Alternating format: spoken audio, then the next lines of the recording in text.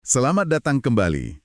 Hari ini kita punya cerita yang bakal bawa Anda ke sudut internet yang gelap dan jarang banget orang tahu. Dunia seorang vendor di pasar darknet. Kita akan telusuri bareng kisah nyata Sam Ben. Dia punya beberapa nama samaran, ada Doing Fat Time, ada Killer Bee. Nah, ini semua dari wawancara mendalam sama dia. Tujuan kita kali ini apa sih? Ya, buat pahamin gimana orang biasa, teknisi komputer, bisa nyemplung ke bisnis ilegal ini. Terus strategi keamanannya dia yang super ketat itu kayak gimana biar nggak ketahuan? Kenapa juga dia akhirnya bisa ketangkep? Dan gimana kelanjutan hidupnya setelah itu? Ini bukan cuma cerita kriminal biasa ya, tapi lebih kayak studi kasus lah. Tentang teknologi, psikologi, sama konsekuensi dari pilihan hidup. Ya, yang menarik banget tuh justru pemicunya ya. Sam ini kan awalnya, ya itu tadi, teknisi komputer di Vermont. Hidupnya kelihatan biasa aja. Tiba-tiba ada pertengkaran rumah tangga gara-gara hal sepele malah. Yang akhirnya ngebawa dia ke jalur ini. Perjalanannya dari patah hati sampai jadi pemain di Darknet itu, wah unik banget sih. Mari kita gali lebih dalam. Oke, kita mulai dari awal banget ya. Sam, teknisi komputer, tinggal di Vermont, punya hubungan udah 10 tahun, punya 3 anak. Terus pemicunya itu pertengkaran soal, ini agak aneh sih, jumlah kacang polong di piring makan malam anak. Kedengerannya sepele banget ya? Banget. Tapi dari situ pacarnya ngaku kalau dia pernah selingkuh 7 tahun sebelumnya. Nah, pengakuan itu jadi akhir hubungan mereka. Oke. Pantesan. Tiba-tiba aja si Sam ini butuh duit cepet. Lumayan gede ya, sekitar $200.000. Buat pindah, buat bangun hidup baru sama anak-anaknya. Kebutuhan mendesak inilah yang akhirnya bikin dia balik lagi ke cara lama, istilah dia buat masa lalunya. Dan cara lama ini bukan main-main ya. Waktu umur 17, dia pernah kena kasus serius. Penyerangan dengan niat membunuh. Gila. Dia juga pemakai narkoba, pernah jualan kokain sama ganja juga, sebelum pindah ke Vermont. Buat niatnya sih, hidup lurus. Bahkan, dia sampai belajar IT dan cyber security gitu. Dari nol selama 10 tahun. Jadi, wah, dia punya dua sisi ini ya, latar belakang kriminal dan skill teknologi. Perpaduan yang cukup bahaya ya, bisa dibilang. Pengetahuan teknologinya itu bikin dia sadar soal Darknet, soal Silk Road, Bitcoin, gitu-gitu. Meskipun awalnya dia skeptis, nganggapnya itu cuma jebakan polisi atau apalah. Tapi, ya itu kebutuhan duit tadi bikin dia ngelihat Darknet dari sisi lain. Nah, setelah Silk Road ditutup FBI tahun 2013, itu kan banyak pasar baru bermunculan ya. Sekitar 2017, Sam ini mulai tertarik sama Hansa Market. Tapi dia nggak gerasa-gerusuh. Dia ngabisin waktu berbulan-bulan cuma buat baca forum, ngamatin, pelajarin budayanya, bangun reputasi. Caranya? Ya bantu-bantu orang di forum, bongkar penipu. Gila, dia bisa bikin 5.000 postingan sebulan cuma buat itu. Tapi ada aturan unik di Hansa. Anda harus jadi pembeli atau penjual dulu baru bisa aktif posting di forum. Jadi ironis banget nih, transaksi pertama dia di Darknet itu terpaksa beli kartu kredit curian, pakai Bitcoin dikasih temennya. Itu pun langsung dia balikin, nggak dipakai. Cuma biar statusnya jadi pembeli, biar bisa lanjut posting di forum. Cuma buat status doang ya. Terus? Dibantu teman yang sama, dia bayar $200 buat jadi vendor. Tapi lagi-lagi, dia hati-hati banget, nggak langsung jualan. Dia pakai ilmunya di cyber security, dia pelajarin kesalahan-kesalahan vendor lain yang udah ketangkep. Jadi vendor di sana tuh bukan cuma soal punya barang, tapi gimana caranya tetap nggak kelihatan. Stealth gitu. Oke, persiapannya mateng banget nih kelihatannya. Dengan semua security itu, produk apa sih yang dia pilih buat dijual? Yang menurut dia sepadan sama risikonya? Produknya cukup spesifik, dia nggak jual macam-macam, fokusnya ke moonshine, itu alkohol ilegal bikinannya sendiri, kadarnya tinggi banget, sekitar 85%, sama ganja kualitas premium. Nah, ganjanya ini dia tanam sendiri dari bibit Eropa. Dia kan ngerti botani juga tuh. Oh, dia nanam sendiri juga? Iya, tujuannya jelas, biar jadi produsen sekaligus penjual, margin untungnya jadi maksimal kan? Modal belasan dolar bisa jadi $100 lebih katanya. Pantesan. Nah, buat belengelin bisnis ini, keamanan operasionalnya atau OPSEC-nya itu pasti gila-gilaan ya.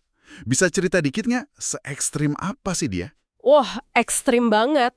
Kalau dari sisi digital ya, dia nggak pernah pakai internet rumah, sama sekali. Dia pinjam wifi tetangga pakai antena khusus. Terus sistem operasinya pakai Tails. Itu OS yang dirancang buat amnesia. Jadi setiap komputer mati, semua jejak hilang. Wow. Kunci enkripsi PGP sama kunci Bitcoin-nya disimpan di USB kecil, selalu dibawa kemana-mana. Udah siap alkohol keras sama korek api buat ancurin itu USB kalau ada apa-apa. Gila, siap anjurin barang bukti ya? Itu baru digitalnya. Kalau fisiknya gimana? Rumahnya sengaja pilih di atas bukit, biar bisa mantau sekeliling. Dia rutin ngecek perimeter rumahnya. Terus ada aturan ketat banget, nggak boleh ada HP tamu masuk ke dalam rumah. Sampai segitunya ya? Terus pengiriman barangnya? Nah, pengiriman dia cuma mau pakai USPS, Pos Amerika Serikat. Alasannya, kalau USPS itu butuh surat perintah federal buat buka paket. Beda sama kurir swasta yang kadang lebih gampang diperiksa. Paketnya juga dibikin sesederhana mungkin, biar nggak mencurigakan. Nggak banyak lakban aneh-aneh gitu. Suplai amplop gratis dari USPS, isian paketnya pakai kertas katalog bekas, biar nggak ada jejak pemberian material packing. Terus saya dengar dia sampai rekrut sepupunya dari Rhode Island khusus buat ngurusin pengiriman. Itu kan nambah resiko ya, ngelibatin orang lain. Betul, itu nambah resiko pastinya. Tapi dia coba kelola resikonya. Sepupunya ini dibayar pakai sistem komisi, terus ada biaya per paket, ongkos bensin, biaya mobilnya juga ditanggung. Dapat tempat tinggal gratis, plus ada bonus akses narkoba juga. Tugasnya jelas banget, kirim maksimal cuma 3 paket per kantor pos. Cuma 3. Dan satu kantor pos nggak boleh didatangin lagi selama 6 bulan. Tujuannya buat mecah pola, biar nggak gampang dilacak. Rumit juga ya sistemnya. Gimana sama cara dia ngepak barangnya? Itu pasti detail banget juga kan? Detail banget. Tujuannya buat ngelabuin anjing pelacak sama pemeriksaan visual, kalau paketnya dibuka. Prosesnya itu berlapis-lapis. Barang dimasukin kantong sandwich biasa, terus dilap pakai alkohol, divakum. Dilap alkohol lagi, divakum lagi. Terakhir dibungkus pakai visual barrier. Itu kantong vakum, tapi warnanya solid, nggak transparan. Terus ditempel label palsu, misalnya buah kering organik atau semacamnya. Semua proses itu? Semua dilakuin pakai sarung tangan berlapis-lapis di area yang steril banget buat hindarin jejak DNA atau sidik jari. Gila, kayak operasi medis ya. Terus ini nih, alamat pengirimnya. Saya dengar ini bagian yang paling, gimana ya, unik sekaligus agak bikin merinding. Haha, iya. Ini strategi yang dingin banget sih, dan penuh perhitungan. Dia pakai printer thermal, jenis printer yang nggak ninggalin jejak microprinting kayak printer biasa. Nah, alamat pengirim palsunya itu diambil dari daftar publik pelaku kejahatan seksual level 3. Hah? Serius? Kenapa begitu? Alasannya menurut dia, pertama, alamat itu pasti valid, ada orangnya. Kedua, kemungkinan kecil ada anak-anak di alamat itu. Ketiga, ya dia nggak merasa bersalah aja kalaupun polisi sampai salah grebek ke alamat itu. Dia ganti alamat palsu ini tiap beberapa paket. Itu, wah, strategi yang agak gelap ya. Tapi di tengah semua cara-cara ini, dia ngakunya punya semacam batas moral gitu. Iya, dia mengklaim punya batasan. Dia nggak mau jual narkoba yang dianggap merenggut jiwa, kayak heroin, meth, atau fentanyl. Fokusnya lebih ke party drugs katanya. Dia juga berusaha jujur soal kualitas barangnya ke pelanggan, nggak nipu-nipu gitu. Ini katanya sejalan sama pandangan libertarian dia, mirip kayak pendiri Silk Road, Ross Ulbricht. Prinsipnya, orang dewasa punya hak buat mutusin apa yang mau masuk ke tubuh mereka sendiri. Menarik ada prinsip begitu di dunia gelap ya. Beda sama vendor lain yang mungkin tega nyampurin fentanyl mematikan tanpa bilang-bilang demi untung. Tapi di sisi lain, dia juga ngaku kan, susah mastiin kalau pembelinya itu bukan anak di bawah umur di platform anonim kayak Darknet. Dilema etis juga ya jadinya. Betul sekali. Nah, ngomong-ngomong soal tujuan awalnya ngumpulin $200.000 buat rumah dan anak-anaknya, ternyata nggak segampang itu tercapai. Loh, kenapa? Kan tadi katanya margin untungnya gede banget. Uangnya itu ternyata muter terus. Buat investasi ulang, beli alat-alat baru yang lebih canggih, buat biaya kirim yang nggak murah, buat bayar komisi sepupunya. Pendapatan memang narik sih, katanya eksponensial, tapi harga Bitcoin kan naik turunnya gila-gilaan tuh. Jadi susah buat perencanaan finansial jangka panjangnya.